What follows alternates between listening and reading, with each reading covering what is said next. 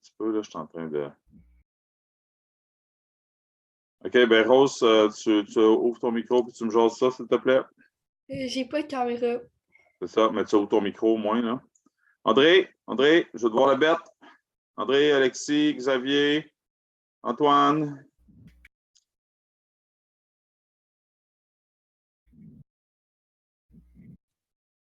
Bonjour. Bonjour, André. Xavier, j'ai pas envie d'attendre après vous, là. Les gens qui ne se manifestent pas, je vais vous mettre à la porte, là. Tu ouvres ta caméra ou bien tu ouvres ton micro, tu me dis que tu es là, mais niaisez-moi pas ça, là. Je n'ai pas de patience pour ça, là. Bonjour, Edouard. Xavier, Alexis. Je veux vous voir la bête. Moi, je suis là. Ma caméra marche pas. OK, super. Merci. Merci de le faire. Xavier, vas-y. OK, parfait. Merci de le dire, là. Je ne veux pas attendre après vous. Maëlie est en train de rentrer. OK, les autres, c'est beau. Monsieur Lamotte, je ne me souviens pas si on s'est jasé. Monsieur Lamotte. Je veux vous entendre. Pas de caméra sur mon ordi. OK. Émile. Bonjour. Bonjour. Bonjour, Émile. Super. OK, je suis en train de faire le tour. Parfait. OK, je pense que j'ai pas mal fait le tour. Ça n'a pas bien long. Je suis en train de vérifier tout le monde. Chloé Adam et Émilie Fan, si vous pouviez rester à la fin, j'apprécierais bien, s'il vous plaît. Il faudrait que je vous parle un petit peu. Bon. Je fais le tour de tout mon monde sur la liste. OK. C'est-tu correct pour toi, Chloé? Excuse-moi, je n'ai pas vu. Vas-y, Chloé, c'est correct pour toi? OK, super. Émilie, et où Émilie? Je l'ai vu tantôt. Je te cherche, Émilie, j'arrive pas à te voir. Là. Émilie, C'est correct pour moi. OK, parfait. Excuse-moi, parce que j'ai trop de pages de gens là, qui sont branchés. Je fais juste le tour pour être sûr que tout ce monde-là. Je voudrais juste m'assurer que vous soyez bien inscrits, s'il vous plaît, sur le module de récupération. Si ce n'est pas le cas, allez vous inscrire, s'il vous plaît. Vous pouvez encore le faire. J'avais expliqué, là, ça me simplifie grandement la vie pour la prise de présence par la suite. Alors, qui sont ceux qui ont écouté le match de Coupe du monde de soccer tantôt? Oh, j'ai pas grand. Ouais, c'était bon, hein? Tabarouette, c'était excitant jusqu'à la fin.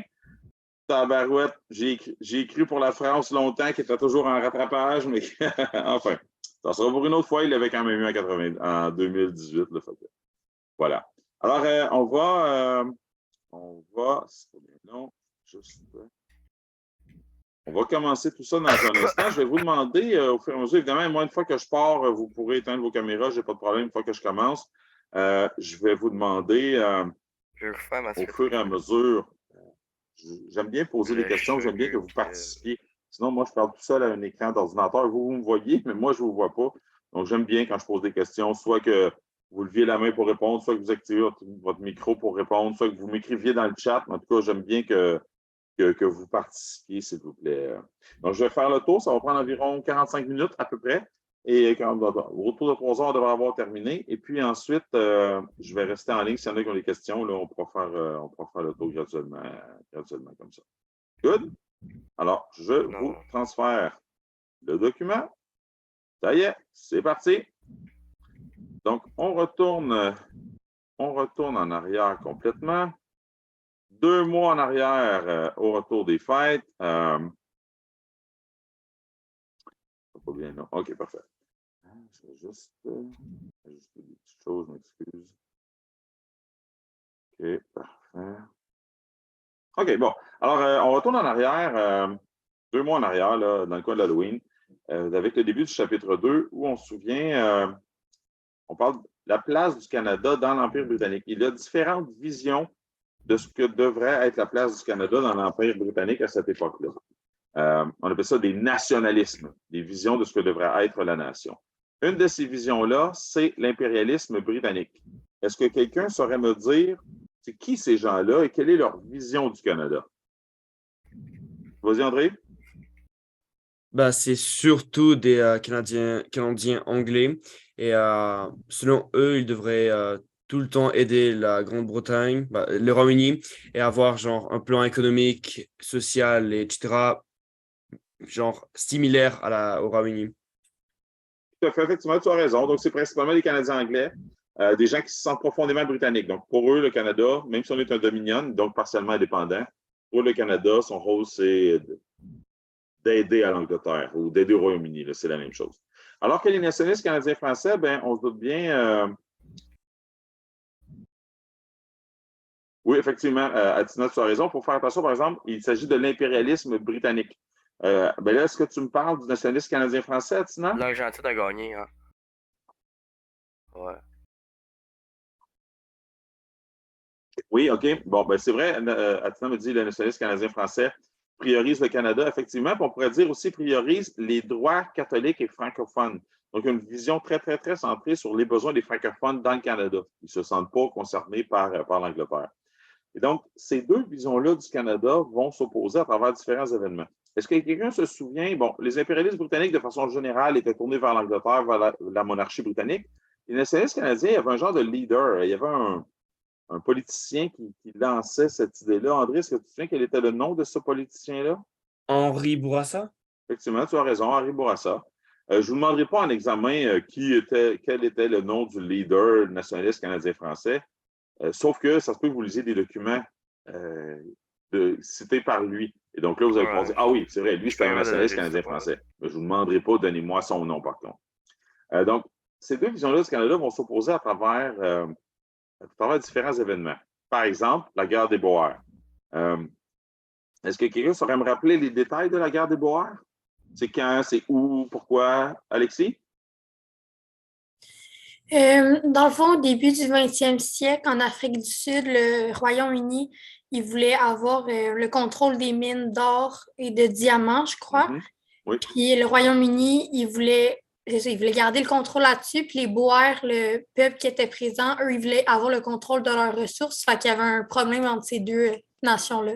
Mm-hmm, effectivement. Et donc là, tu as tout à fait raison. 1899-1900, ce conflit-là, c'est avant la Première Guerre mondiale. Et les Boers, c'est un peuple. En Afrique du Sud, tu as raison, pour le contrôle des mines de diamants. Et là, ben, l'Angleterre, dans ce conflit-là, elle va dire, OK, j'ai besoin d'aide. Et donc, elle va demander l'aide à ses colonies ou à ses dominions. Venez me donner un coup de main. Il va se passer un peu la même chose aussi là, à l'approche de la Première Guerre mondiale. Avant la Première Guerre mondiale, en fait, dans les années 1919, 1910, 1911, là, on sent que ça s'en vient. L'Angleterre va demander l'aide de ses colonies aussi et de ses dominions pour qu'on crée une marine plus puissante parce qu'elle sent que l'Allemagne monte en puissance. Puis aussi, lors de la Première Guerre mondiale, aussi, on va voir tout ça. Et lors de ces trois événements-là, quel est le point de vue des impérialistes britanniques? Sauriez-vous dire? Alexis? Ben, il faut rester fidèle au Royaume-Uni puis d'envoyer le plus de soldats puis de ressources possibles pour les aider. Exactement. Donc, eux autres, ils disent go, on y va. On participe. C'est le rôle du Canada. Donc, eux autres, là, ils veulent la totale. Alors que quel sera le point de vue des nationalistes canadiens-français lors de chacun de ces trois événements-là? Là, on commence à faire les bosses que je fais jamais. Peut-être Alexis ou quelqu'un d'autre, peu importe, vous pouvez me l'écrire dans le chat. Exactement, Émilie, tu as tout à fait raison. On ne fait rien, ce n'est pas notre problème, ça ne nous regarde pas. On ne veut pas d'obligation. J'aime ça, Antoine, que les Anglais le fassent eux-mêmes, mais pas eux, exactement. Donc, ils ne se sentent pas concernés, les nationalistes canadiens français. Et donc là, ben, dans le fond, tu as deux visions du Canada face à des événements. Les impérialistes qui veulent y aller totalement, les nationalistes canadiens français qui ne veulent pas y aller du tout. Et le premier ministre du Canada à l'époque, c'est Wilfrid Laurier. Quelle sera son attitude habituelle quand il y a un conflit? Il va dire, c'est quoi le mot-clé? Compromis, Mélodie, effectivement, tu as raison, Atina aussi. Donc, Wilfrid Laurier va adopter une attitude de compromis. Voilà, exactement. Donc, ça veut dire qu'il va envoyer une certaine quantité de soldats, il va mettre une certaine somme d'argent, mais sans exagérer. Souvent, ça va être des volontaires qui vont envoyer. Donc, comme c'est des volontaires, bien, souvent, ça va être des Britanniques, en tout cas, des anglophones qui vont participer. Donc, il réussit comme ça là, à faire plaisir sans nuire à personne. Bon, voilà, exactement. Donc, ça, c'est le départ de la vision, l'opposition à l'intérieur du Canada à l'époque. Parlons maintenant des différentes minorités dans le Canada à l'époque. Le début du 20e siècle, c'est une période où il va y avoir une très forte immigration au Canada, vraiment très, très forte, énorme. Le truc que l'on trouve à l'époque, c'est qu'on fait des publicités en Europe, un peu comme lors de la politique nationale, vous vous souvenez. Là, donc, on fait des publicités en Europe, on promet aux futurs immigrants ici des terres agricoles gratuites, principalement dans l'Ouest canadien, et on leur promet le transport gratuit. Quel effet, est-ce que ça va fonctionner? Quel effet ça va avoir? En passant, je voulais vous dire, ceux qui m'écrivent, là, vous n'avez pas à vous inquiéter d'écrire de quoi, puis que les autres le lisent, ça n'a pas d'allure. Il y a juste moi qui reçois vos... j'ai programmé le chat pour que ce soit juste moi qui reçois vos messages. Donc, quand vous m'écrivez, il y a juste moi qui le vois. Donc, est-ce que ça va fonctionner, cette campagne de publicité-là? Tout à fait. La population canadienne va doubler à cette époque-là, là, en une quarantaine d'années, de 1890 à 1930 à peu près. On va passer de 5 à 10 millions d'habitants. Tellement qu'on va devoir créer deux provinces qui vont venir au monde en même temps, parce que là, il y a suffisamment d'habitants pour justifier la création d'une province, un parlement, puis tout ça. Est-ce que quelqu'un se souvient quelles sont ces deux provinces-là, André? Ah, j'ai pas Pokémon qui me l'écrive aussi. André, allais-tu avoir la bonne réponse? Manitoba et Saskatchewan. T'es pas loin, mais le Manitoba existait déjà. J'en ai plein qui me l'écrivent. C'est l'Alberta et la Saskatchewan. Oh. Le Manitoba existait déjà, lui, avec l'histoire des Métis. Mais bravo, il y en a plein qui l'ont eu. Alberta et Saskatchewan qui vont être créés les deux en 1905. Je suis pas capable. Je vous rappelle ça comprend fuck all. que on parle d'un lieu dans la matière, c'est potentiellement questionnable sur une carte. Donc, êtes-vous capable de positionner l'Alberta et la Saskatchewan sur une carte? Si oui, tout va bien. Sinon, allez voir, allez vérifier tout ça. Et ça va être la même chose pour les autres lieux là, dont on peut parler dans la matière. Là, c'est potentiellement questionnable sur une carte. Et comme je vous disais, j'ai jasé avec le gars qui a fait l'examen. Et il m'a dit qu'il y avait des questions sur les cartes. Alors voilà. Faisant ce que vous voulez. Maintenant, là, on voit qu'il y a beaucoup d'immigration à l'époque, mais ça va entraîner une certaine problématique. Hein, donc, une hausse de la xénophobie. La xénophobie qui est la crainte de l'étranger. Donc, une certaine forme de racisme. Et là, le gouvernement va réagir en refermant un peu l'immigration. En fait, en rendant ça un petit peu plus difficile pour certaines ethnies. Parce que là, on va se rendre compte que, dans le fond, le Canada avait un petit côté raciste à l'époque, dans le sens où il préférait une immigration d'origine caucasienne, donc une immigration blanche. Alors, ils vont trouver des façons de freiner l'immigration noire américaine, de freiner l'immigration asiatique aussi. Ils ne peuvent pas vraiment l'interdire, mais ils vont essayer de faire en sorte de la limiter. Donc, ça, c'est un petit côté qu'on aperçoit là, un peu moins glorieux de l'histoire du Canada. Donc, ça, c'est une minorité. L'immigration, qu'est-ce qui se passe avec eux? Autre minorité dans le Canada, c'est les francophones. Ce ne sont pas des bonnes années pour les francophones au début du 20e siècle. Dans les écoles françaises, dans les provinces anglophones. Donc, dans les provinces anglophones, on va limiter les droits en éducation francophone. Principalement dans ces 4 provinces-là ici, le Manitoba, Alberta, Saskatchewan et Ontario. De différentes façons. Vous n'avez pas à savoir le détail de quelle province a fait quoi exactement. Juste se souvenir que globalement, on limite le droit, l'accès à l'éducation des francophones dans les provinces anglophones. Et donc, là, tranquillement, pas vite, les francophones du Canada commencent à se rendre compte qu'il n'y a qu'un seul endroit où le français semble être défendu, et c'est au Québec. Et donc, ça fait que le nationalisme canadien-français prend de plus en plus d'importance, parce que les francophones se rendent compte que, clairement, le gouvernement fédéral ne semble pas prendre en compte leurs droits. On voit la vision francophone du Canada qui commence à prendre sa place de plus en plus. Autre groupe aussi, autre minorité à l'époque qui n'est pas facile, les Autochtones. Donc, on continue à chercher à faire disparaître les Autochtones. Hein. On les voit comme un problème à l'époque, c'est dommage. Mais plus le Canada se développe, plus on trouve qu'ils sont dans les jambes. Donc, on les tasse dans les réserves, mais éventuellement, on veut éviter qu'ils soient dans les jambes. Donc, on va mettre sur pied les pensionnats. Pensionnats qui existaient déjà là, depuis la fin du 19e siècle, mais qui vont prendre vraiment beaucoup d'ampleur avec le début du 20e siècle. Là, ça va vraiment s'implanter de plus en plus. Il va y avoir plusieurs dizaines là, qui vont s'implanter à travers le Canada. L'objectif, c'est que les enfants autochtones abandonnent leur culture, leur langue, et tout ça, et qu'ils s'assimilent, dans le fond, là, qu'ils finissent par disparaître et qu'on arrête de parler d'eux autres, ce qu'ils appelaient à l'époque les problèmes autochtones. Autre minorité, je ne dirais pas minorité en nombre, parce que c'est la moitié de la population, mais minorité en termes de pouvoir, les femmes. Les femmes vont commencer à revendiquer de plus en plus, là, à partir du début du 20e siècle, notamment un groupe de femmes qui vont revendiquer vraiment spécifiquement pour le droit de vote. Est-ce que quelqu'un saurait me rappeler, André, c'est quoi le nom spécifique qu'on donnait à ces femmes-là qui luttaient spécifiquement pour le droit de vote?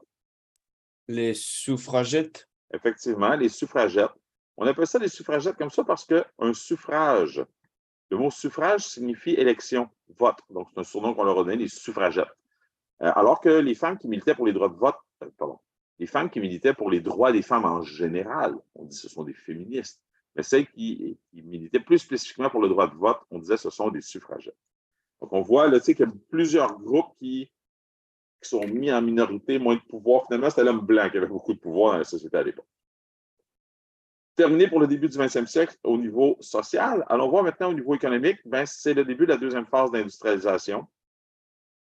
La deuxième phase, c'est vraiment une évolution de la première. Il n'y a pas une fin de la première et un début de la deuxième, mais c'est vraiment les différents secteurs là, qui vont s'améliorer, qui vont évoluer, si on veut. Il y a plein de choses qui permettent ça. Des nouvelles technologies qui apparaissent, plus d'immigration, donc qui fait une main-d'œuvre supplémentaire et des consommateurs supplémentaires. La Première Guerre mondiale aussi, qui va faire des débouchés intéressants pour nos entreprises. Et le libéralisme économique aussi, qui laisse les entreprises faire beaucoup, beaucoup d'argent. Donc, tout ça est favorable à l'arrivée d'une deuxième phase d'industrialisation. Alors, regardons en gros les caractéristiques de cette deuxième phase d'industrialisation-là. Mais d'abord, on a une nouvelle source d'énergie. Quelle est cette nouvelle source d'énergie-là, plus efficace encore que la machine à vapeur? Arthur? L'électricité. Tout à fait, effectivement, tu as raison, c'est l'électricité qui prend la place, qui est justement plus facile à gérer. On a aussi un nouveau pays qui va être le principal... comment je vais te dire? On a un nouveau pays qui va être le principal investisseur aussi dans cette phase d'industrialisation-là. Quel est ce pays-là? Arthur? Les États-Unis. Les États-Unis, voilà, exactement. Excusez-moi, je vais juste aller vérifier quelque chose là, au même moment. C'est pas bien long. Des petits bugs de Zoom. Là, ce sera pas bien long, Charlotte, je te reviens dans un instant. Juste vérifier des petites choses.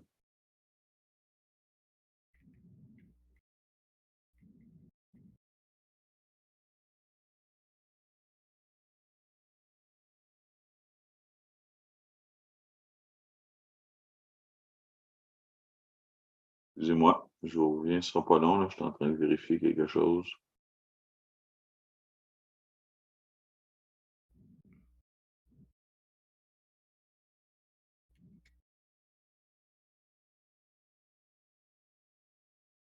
J'ai quelqu'un qui veut rentrer dans le Zoom que je veux authentifier. Ce sera pas bien long.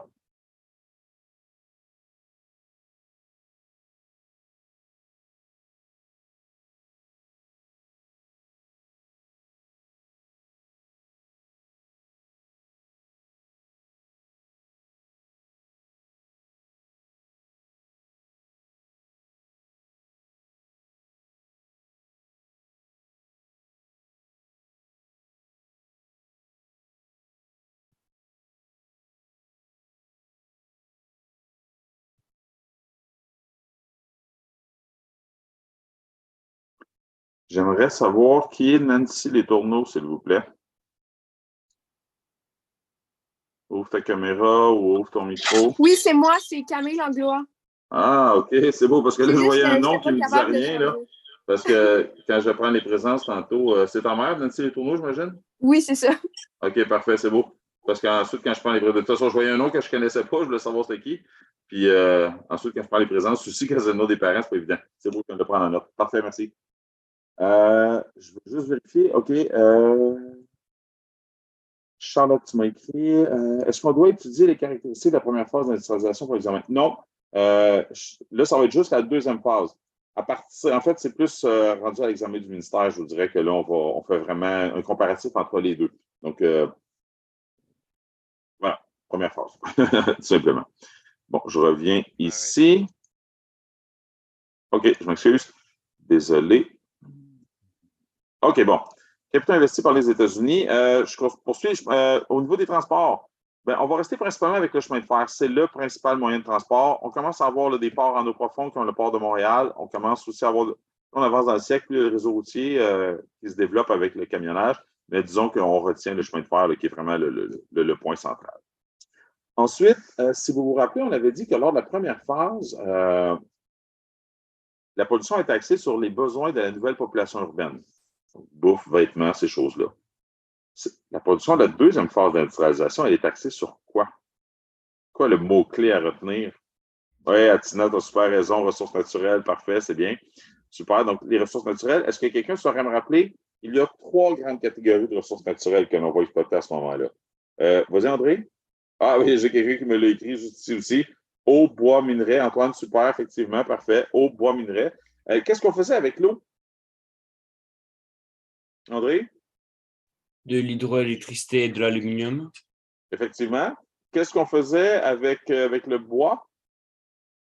Du papier. Papier, effectivement. Papier journal, effectivement, c'est le principal à retenir. Et du bois de construction aussi, mais si vous retenez pas des papiers, c'est correct. Et qu'est-ce qu'on faisait avec quel type de minerais plutôt? Ça va être quoi les principaux minerais que l'on va exploiter? Pas évident, hein? Je peux répondre? Vas-y, André, vas-y. De l'or, zinc, argent, cuivre, amiante et fer. Ouais, pas mal, effectivement, tu as raison. Je vous parlais tantôt dès qu'on parle d'un lieu, de connaître, d'être capable de le situer sur une carte, ben, les lieux où sont exploitées ces choses-là, tu sais, où étaient les principales centrales hydroélectriques, où étaient les principales industries de pâte et papier, où étaient les principaux minerais exploités. Ça serait une bonne idée d'acheter un œil sur votre carte là, de mémoire. On a fait 2 cartes là-dessus là, où on a désigné là, OK, l'amiante, c'est là, les métaux précieux, c'est là, le bois, c'est là. Ça serait une bonne idée de jeter un petit coup d'œil là-dessus pour votre examen. À qui on vend maintenant? Ben, beaucoup, encore un marché intérieur, principalement. On commence à vendre à l'extérieur, donc marché international qui commence à prendre la place tranquillement, pas vite. Lors de la première phase d'industrialisation, on avait mis les usines dans les villes parce qu'on a besoin de beaucoup de main-d'œuvre. Là, lors de la deuxième phase, on a besoin de beaucoup de ressources. Donc, on va aller installer les usines dans les régions, près des ressources naturelles. Parce qu'on sait, nous, les ressources naturelles sont beaucoup dans le nord. Pas juste dans le nord, mais beaucoup dans le nord. Donc, ça va être beaucoup de ces régions-là là, où on va installer les industries. Et donc, ça va faire en sorte que les régions vont se développer, puis il va y avoir des villes qui vont commencer à se développer dans ces régions-là. Donc, urbanisation, mais urbanisation de nouvelles régions là, à ce moment-là. Les métiers commencent à être tranquillement pas vite plus spécialisés. On ne parle pas de grandes avancées. Là. C'est savoir écrire, savoir compter. C'est déjà une base. Donc, les salaires vont s'améliorer un petit peu. On s'attend, on est loin de ce qu'on connaît aujourd'hui, mais mettons que par rapport à la première phase, c'est une légère amélioration. Et on a aussi le début des premiers monopoles. Donc, on va avoir des entreprises qui vont chercher à acheter leurs concurrents pour dominer le marché, pour pouvoir vendre les produits au prix qu'ils veulent. Donc, on voit là, un peu le marché de monopole qui se crée à cette époque-là. On reste un peu dans la thématique économique, mais en allant voir le côté, l'effet que ça va avoir sur la société. Par exemple, au niveau du mouvement syndical, hein, ben, on voit que là, on est rendu là, avec la deuxième phase avec beaucoup de gens dans la classe ouvrière, là, dans la société. Et même s'il y a eu des améliorations, ça demeure difficile. C'est vraiment pas évident. Et donc, ces gens-là vont chercher à améliorer leurs conditions. Donc, ils vont faire quoi? Ils vont se syndiquer. Et d'où vont provenir les premiers syndicats qui vont vraiment venir s'implanter ici? André? Les États-Unis. Et voilà, les États-Unis, parce qu'aux États-Unis, ils avaient vécu leur industrialisation avant nous, donc ils ont déjà les syndicats tout près, tout ça. Donc, de façon naturelle, ils viennent nous donner un coup de main et ça va brasser. Donc, là, il va y avoir des grosses grèves et les employeurs ne sont pas habitués de se faire contester, donc ça va brasser. Donc, on commence à voir les grandes grèves qui vont commencer à l'époque. Oui, André? Mais vous avez dit que c'était surtout des États-Unis que les premiers syndicats sont arrivés. Mais est-ce que ils sont arrivés aussi de notre endroit ou? Ah ben, tu as des syndicats qui vont créer toute pièce ici. Tu comprends? Sauf que, comme les syndicats américains, ils sont déjà habitués de négocier, gérer des grèves, ces choses-là, ben, ils sont peut-être plus efficaces quand ils arrivent parce qu'ils sont déjà prêts, tu comprends? OK. Mais il va y avoir des syndicats qui vont s'installer, qui vont être créés carrément ici. D'ailleurs, ces syndicats-là vont militer et vont finir par réussir à convaincre le gouvernement à adopter des lois qui protègent tout le monde, pas juste les travailleurs. On va voir apparaître un paquet de lois qui améliorent la société, qui améliorent le milieu de travail, des lois dont vous pouvez profiter aujourd'hui. Par exemple, comme le droit de grève, l'interdiction du travail des enfants, loi sur les accidents de travail. Bon, il va y en avoir un paquet d'autres. Donc, on voit là, que tranquillement, pas vite, le milieu du travail, le milieu ouvrier commence à s'améliorer. Pas la totale, mais c'est mieux tranquillement pas vite. Restons aussi au niveau social. Parlons du clergé. Le clergé, voyant que ce n'est pas facile pour les ouvriers, va vouloir s'impliquer. Évidemment, il veut aider les gens, mais il veut aussi ne pas perdre le contrôle parce que, on l'a vu tantôt, les premiers syndicats sont d'origine américaine, puis le clergé, ça, il n'aime pas ça parce que c'est de l'influence extérieure. Donc, au début, il va essayer d'interdire les syndicats, ça ne fonctionnera pas. Donc, il va créer ses propres syndicats. Alors, on va voir là, au début du 20e siècle l'apparition de syndicats catholiques. Donc, ça, c'est étonnant. Le clergé, on ne l'attendrait pas là. Donc, le principal syndicat qui va être le CTCC, la Confédération des travailleurs catholiques du Canada.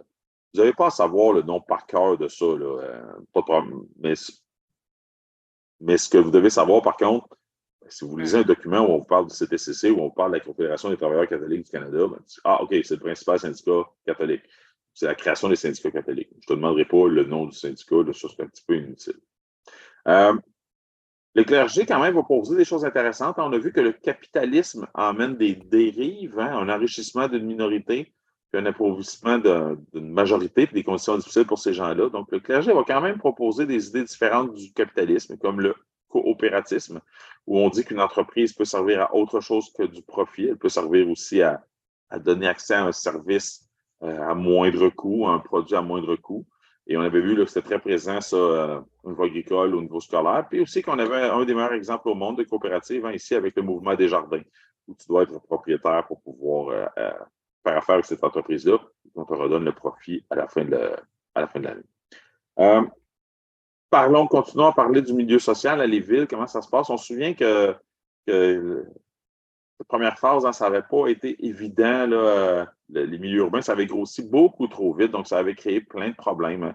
La population là, avait vraiment augmenté rapidement, donc ça avait créé plein de problématiques, là, malpropreté, épidémie, gros incendies, ainsi de suite. Sauf que là, ça, c'est sur le coup quand l'industrialisation arrive. Après ça, les villes vont travailler fort pour essayer de se rattraper et ça va graduellement s'améliorer. Ils vont mettre sur pied des mesures pour que les villes deviennent un peu ce qu'on a aujourd'hui. Là. Une ville aujourd'hui, ce n'est pas nécessairement synonyme de milieu inadéquat. C'est parce qu'on a commencé à prendre des mesures à ce moment-là. Donc, on parle de quoi? Un réseau d'égouts et d'aqueducs, collecte des ordures, épuration de l'eau, ainsi de suite, là, pour faire en sorte que le milieu urbain est un milieu plus sain, plus propre. Donc, les villes commencent à changer au début du 20e siècle, c'est quelque chose de positif. Alors qu'au 19e, ce n'était pas positif, les villes. Parlons aussi du milieu d'éducation quand on parle du milieu social. L'éducation au 20e siècle, au début 20e, c'est pas génial au niveau francophone. On se rend compte que dans le Canada, c'est au Québec qu'on se scolarise moins et surtout chez les francophones. Surtout parce que, qu'est-ce qui se passe? Les francophones sont surtout ouvriers ou agriculteurs et donc, ils ont besoin du travail des enfants. Donc, souvent, ces gens-là envoient leurs enfants dans les usines ou travailler au champ, donc ils ne se scolarisent pas. Puis aussi, il faut se rappeler que le clergé a le contrôle du système d'éducation, puis eux, ils prônent un mode de vie traditionnel, justement nécessairement la campagne, où les gens n'ont pas besoin de se scolariser, puis ça lui permet de garder un bon contrôle sur la population. Donc, ça va prendre un bout de temps, mettons, avant que ça bouge, mais ça va finir par bouger, parce qu'on va finir par, ça c'est plus tard dans le siècle, par exemple, plus lors de entre ces deux-là ici, lors de la Deuxième Guerre mondiale, où on va créer l'école obligatoire jusqu'à 14 ans et primaire gratuite, et on va créer aussi toute une série d'écoles d'agriculture. On voit là, tranquillement, pas vite, mais plus au milieu du siècle, l'éducation va commencer à s'améliorer au Québec. Que ça va dans les heures. Tombons dans la Première Guerre mondiale. Première Guerre mondiale, on se souvient, je vous rappelle que les causes de la guerre ne sont pas matière à examen. C'est plus là, pour juste un petit peu comprendre, nous, on se positionne où là-dedans, mais c'est vraiment plus qu'est-ce que le Canada fait dans tout ça. Donc, je vais vite. Vous vous souvenez qu'on avait vu qu'il y a plein de tensions accumulées pour le contrôle de certains secteurs stratégiques en Europe à l'époque. Oui, André? Mais pour la Deuxième Guerre mondiale, par contre, ils disent un peu est-ce qu'on va savoir les causes de la Grande Dépression ou non? Parce que les causes de la Grande Dépression sont similaires pour la Deuxième Guerre mondiale, non? La Grande Dépression, ça, oui, il faut que tu le saches, par exemple, il faut que tu le comprennes. Mais la Première et la Deuxième Guerre mondiale, les causes, non. De savoir à chaque fois, nous, on a une alliance avec qui, ça, oui, mais pas, sans plus. Au niveau des causes, je parle.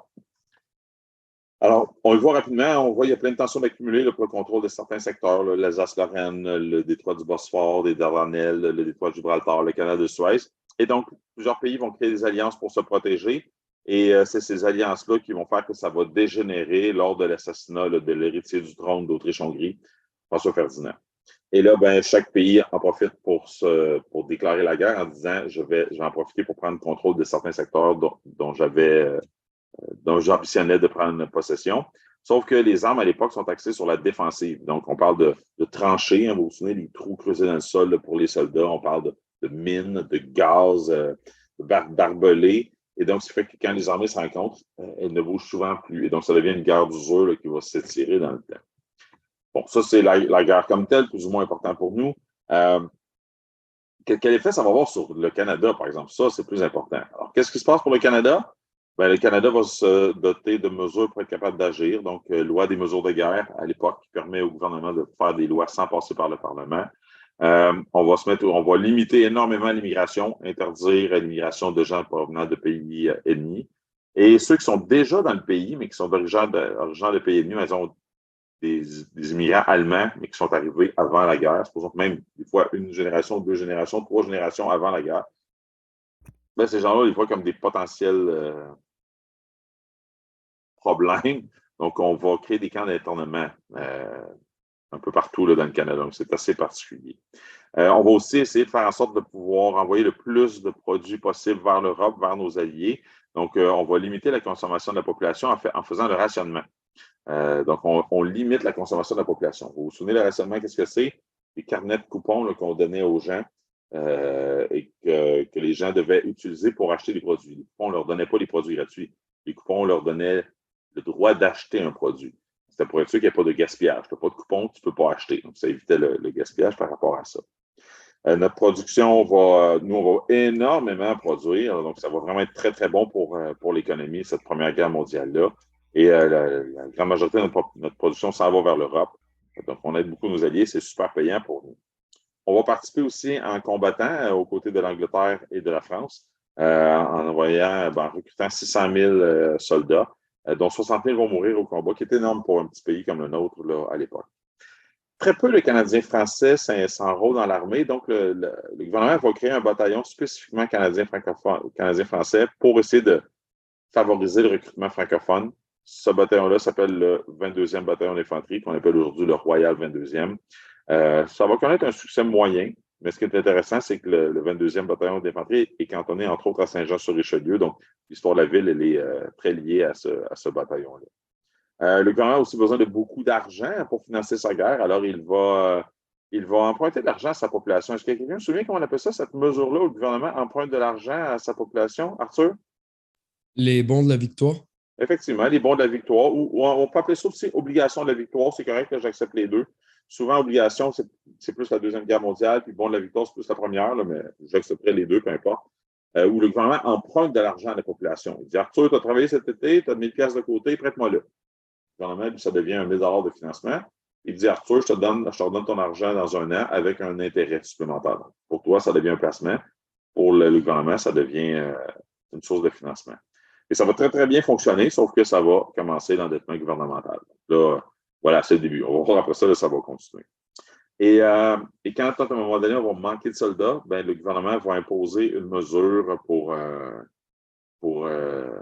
aller chercher davantage de soldats. On va obliger les gens à s'enrôler. Est-ce que quelqu'un se souvient comment s'appelle cette mesure, Arthur? La conscription.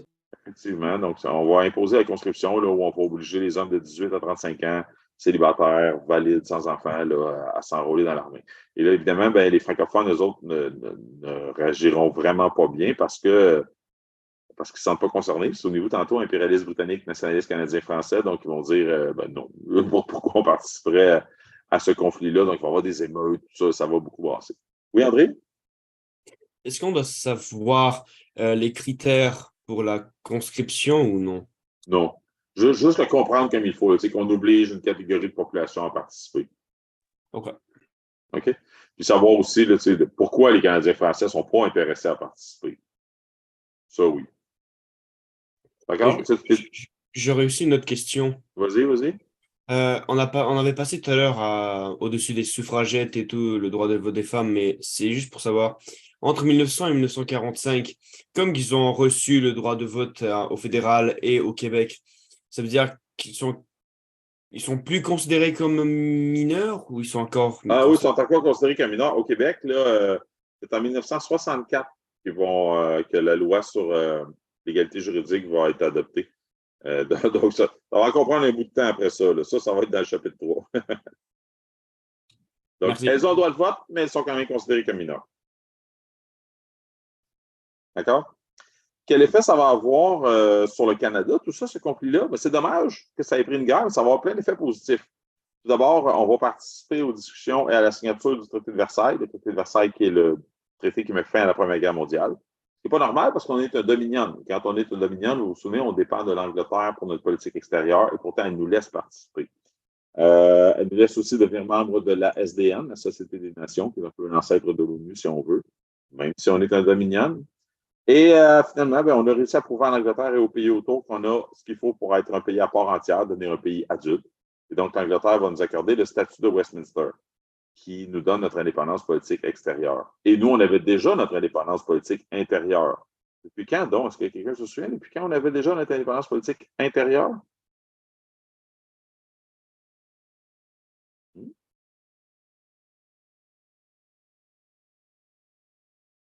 J'ai un paquet de monde qui a levé la main, on va regarder ça. Alexis, vas-y.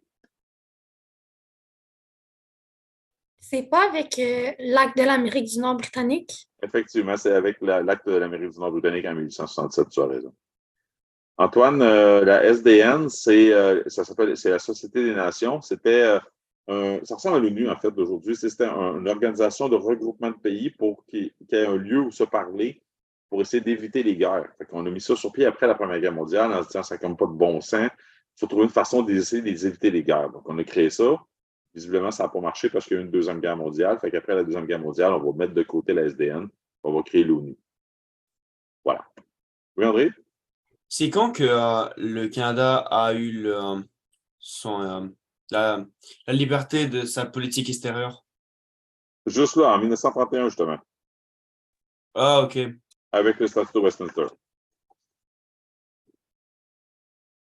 Et finalement, l'Angleterre dit, ben écoutez, on a quand même un lien ensemble depuis 150 ans, ça serait le fun de garder ce lien-là. Donc, on crée une association de pays qui regroupe l'Angleterre et ses anciennes colonies, mais d'une certaine forme d'alliance pour s'entraider au niveau militaire, économique, quoi que ce soit, qu'on appelle le Commonwealth. Et le Canada en devient membre avec d'autres pays là, qui ont aussi obtenu leur indépendance à ce moment-là, là, comme l'Irlande, l'Inde, l'Australie, la Nouvelle-Zélande, bon, ainsi de suite. Donc voilà, finalement, la Première Guerre mondiale, c'est plate, mais c'était positif pour le Canada. On a obtenu beaucoup dans tout ça. Oui, André? Donc, après la signature du traité de Versailles, le Royaume-Uni voulait donner la pleine autonomie au Canada, mais n'était pas sûr. Et genre jusqu'au rapport de Balfour, Oui. c'est là qu'elle a décidé de le donner, non? Oui, exactement. Ben, tu sais, il faut que tu dises que des grosses sociétés comme ça ne change pas comme ça d'un coup. Fait que, tu sais, après la guerre, là, ils nous ont laissé signer discuter pour le traité de Versailles, ils nous ont laissé participer à la SDN. Fait que, tu sais, ils nous ont laissé un peu plus de pouvoir, ils nous ont observé là-dedans. Et après ça, Balfour a dit bon, je pense que ça serait le temps. Fait que l'Angleterre a dit OK, je le fais. Tu sais, ça a été un long processus avant que ça soit officiellement fait, mais c'est la Première Guerre mondiale, en gros, qui a permis d'obtenir tout ça. Auprès. Gabriel, c'est la Société des Nations, tout simplement. Good?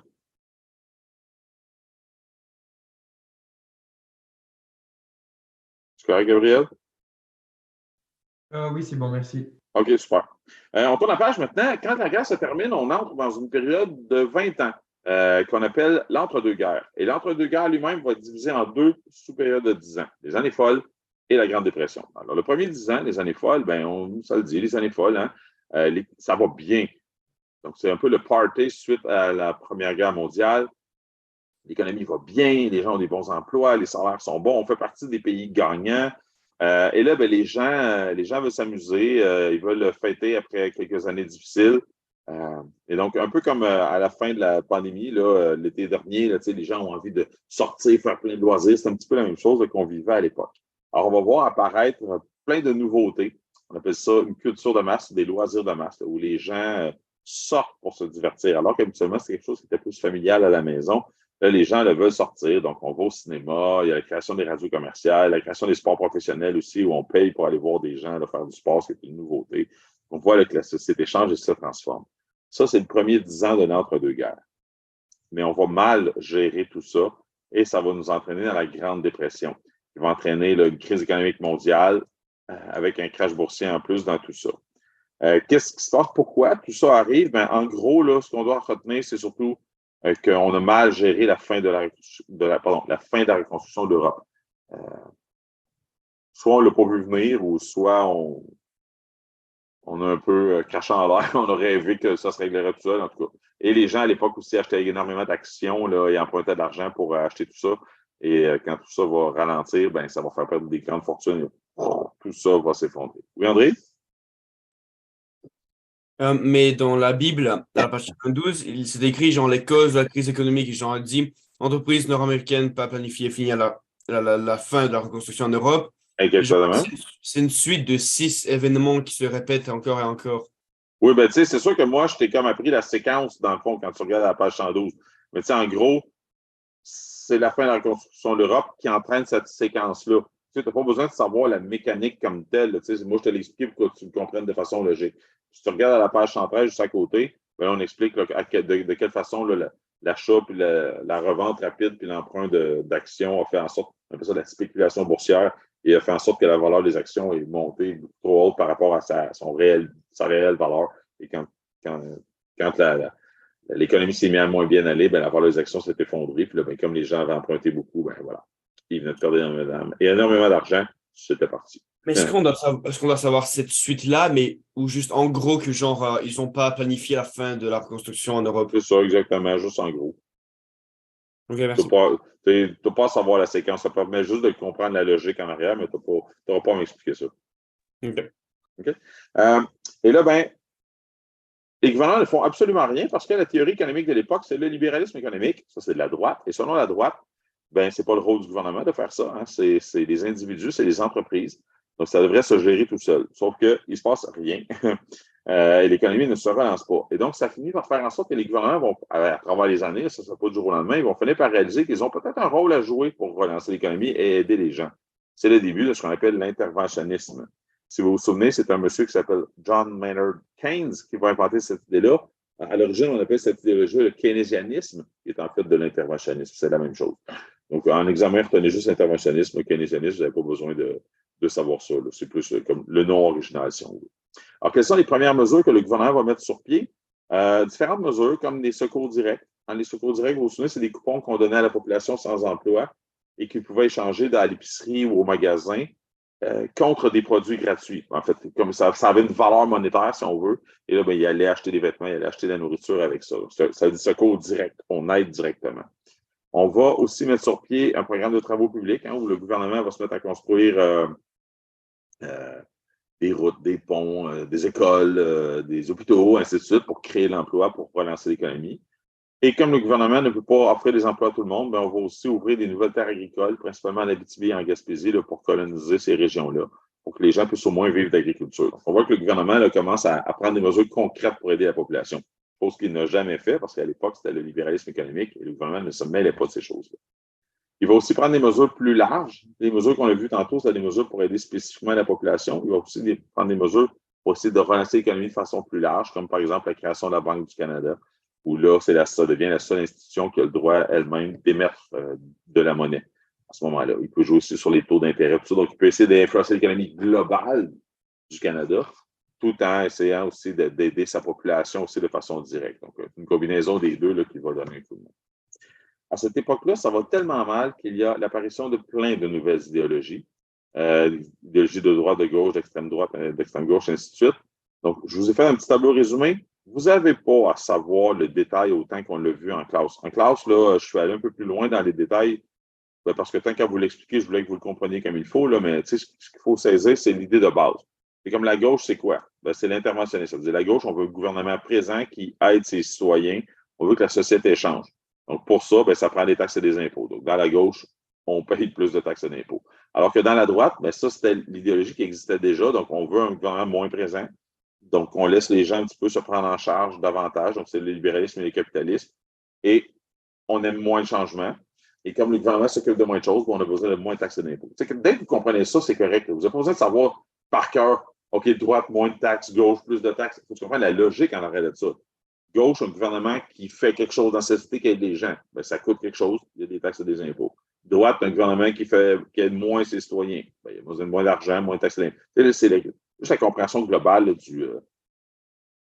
du rôle du gouvernement. Ce que vous devez savoir, par contre, dans ça, c'est les partis politiques qui proposaient ces idées-là à l'époque.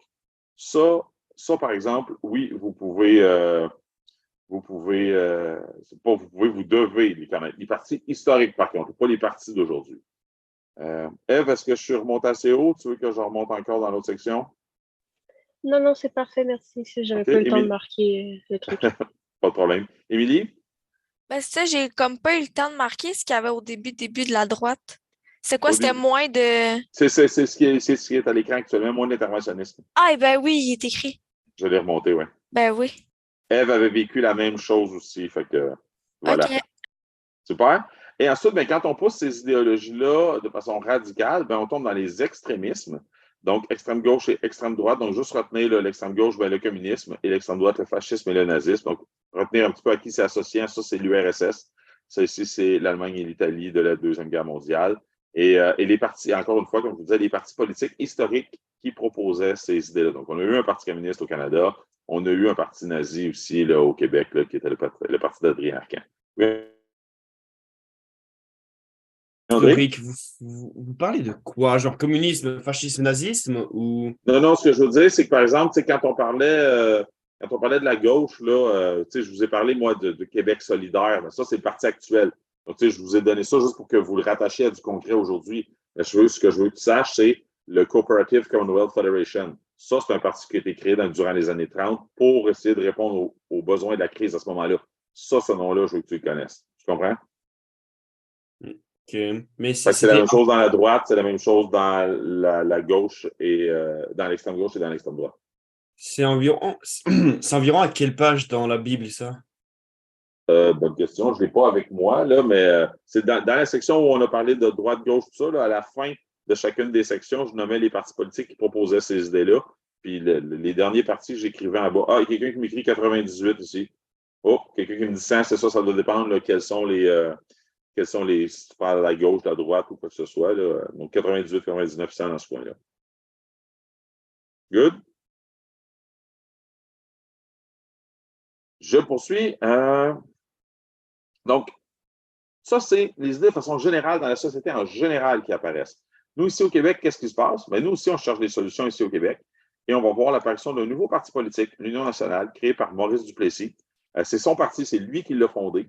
Et donc, il va prendre le pouvoir là, durant la Grande Dépression, alors que le Parti libéral était là depuis presque 40 ans. Donc, on voit avec nous aussi, on est en la recherche de choses différentes.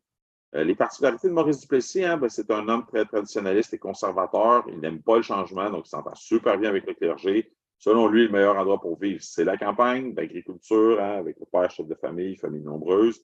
Et il n'aime pas tout ce qui est grabuge. Vous savez on voit que c'est des idées de droite, là, ça.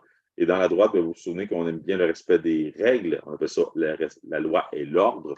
Donc, Duplessis n'appréciera pas les syndicats qui revendiquent beaucoup. Et pour essayer de les contrôler, il va créer une loi qui s'appelle la loi du cadenas.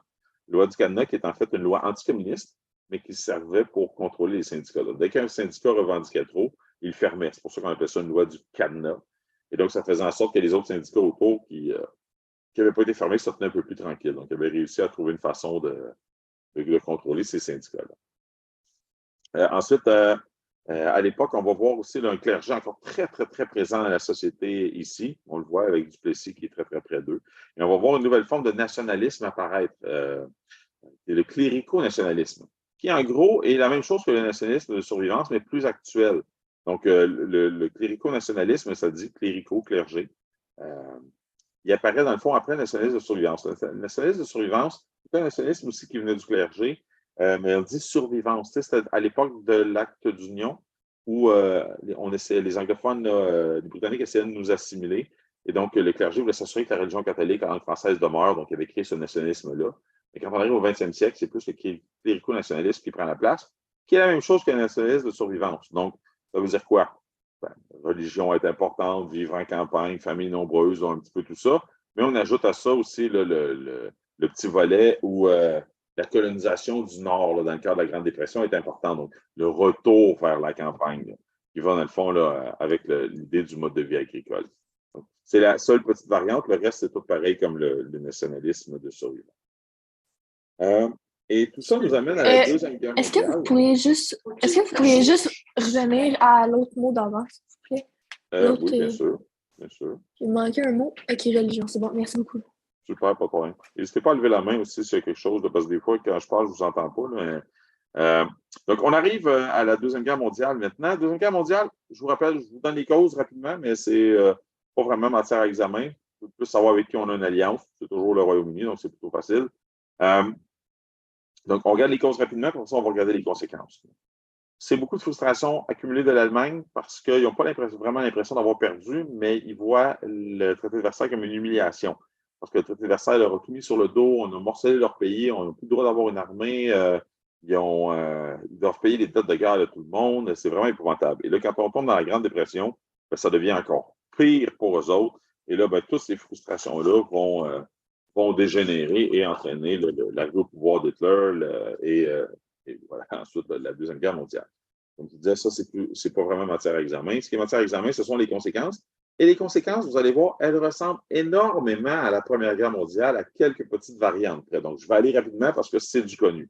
Donc, on parle de quoi? Ben, le gouvernement met en vigueur la loi des mesures de guerre, pareil comme lors de la Première Guerre mondiale. Encore une fois, on limite l'arrivée des migrants et ceux qui sont déjà ici et qui sont d'origine ennemie, comme les Italiens, les Japonais, les Allemands. On va les interner dans des camps. D'ailleurs, il va y avoir des camps dans la région ici de Saint-Jean-sur-Richelieu. On limite la consommation de la population. Comment on fait déjà? C'est quoi comment s'appelle la mesure pour limiter la consommation de la population? André? Rationnement. Oui, Mélodie, tu l'avais écrit aussi. Super, c'est bien. Donc, on va rationner. On met en vigueur le rationnement pour limiter la consommation de la population, pour qu'il y ait le maximum de produits qui partent en Europe. Nos usines fonctionnent à fond pour pouvoir fournir l'effort de guerre. Et d'ailleurs, ça va être super positif. Tu sais, ça faisait 10 ans qu'on était en Grande Dépression, puis que malgré l'interventionnisme, on n'arrivait pas vraiment à s'en sortir. Ben, la Grande Dépression, la Deuxième Guerre mondiale nous fait vraiment sortir de la Grande Dépression. Finalement, c'est encore du positif, cette foutue guerre-là. Encore une fois, on va participer à la guerre au niveau économique, comme on le voit là, mais aussi au niveau militaire. On va recruter 1 million de soldats, mais moins de morts, 50 000 morts, parce que la Deuxième Guerre mondiale, il y a plus de morts au total que la première. La Première Guerre mondiale, c'est 10 millions de morts, la deuxième, c'est 50 millions de morts. Sauf que la deuxième, c'est plus des morts civiles, parce qu'il va y avoir des bombardements aériens là, qui vont faire beaucoup de destruction. Alors, dans la Première Guerre mondiale, vous vous souvenez, c'était des morts là, sur les champs de bataille directement. Donc là, ça, c'était davantage des militaires à ce moment-là. Bon, quand la guerre avait commencé, le premier ministre du Canada de l'époque s'appelle Mackenzie King.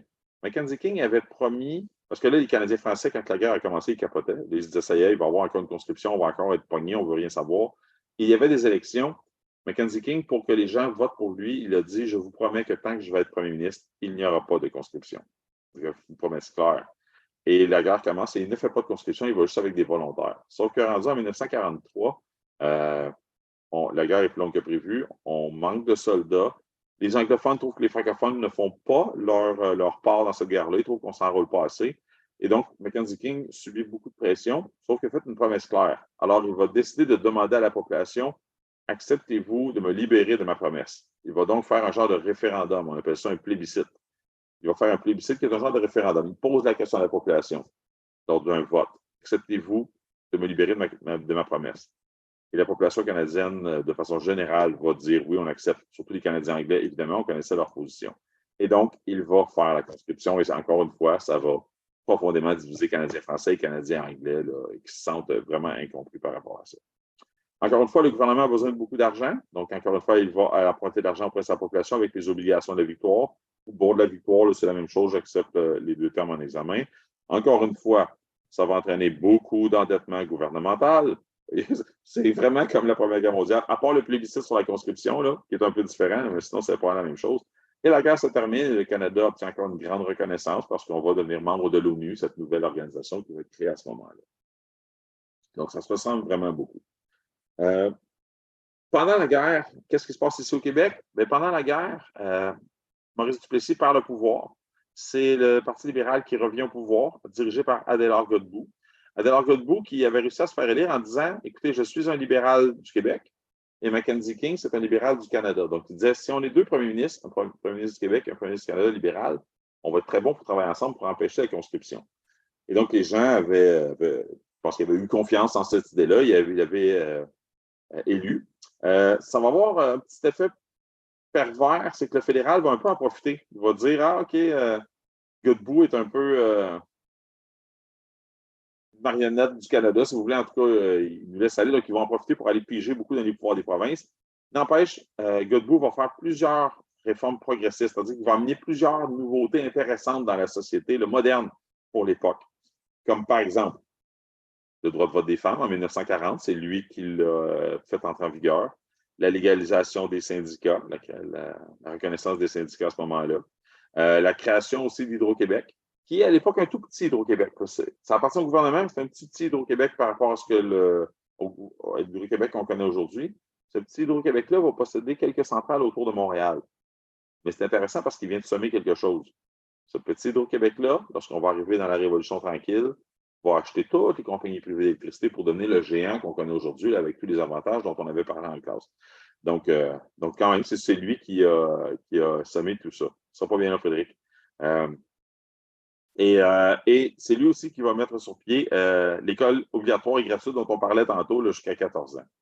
Et pourtant, là, je vais revenir en arrière parce que quelqu'un m'a demandé de revenir en arrière pour montrer quelque chose, là, mais je vais finir mes explications. Es-tu correct, Frédéric? As-tu besoin de voir l'autre affaire au-dessus?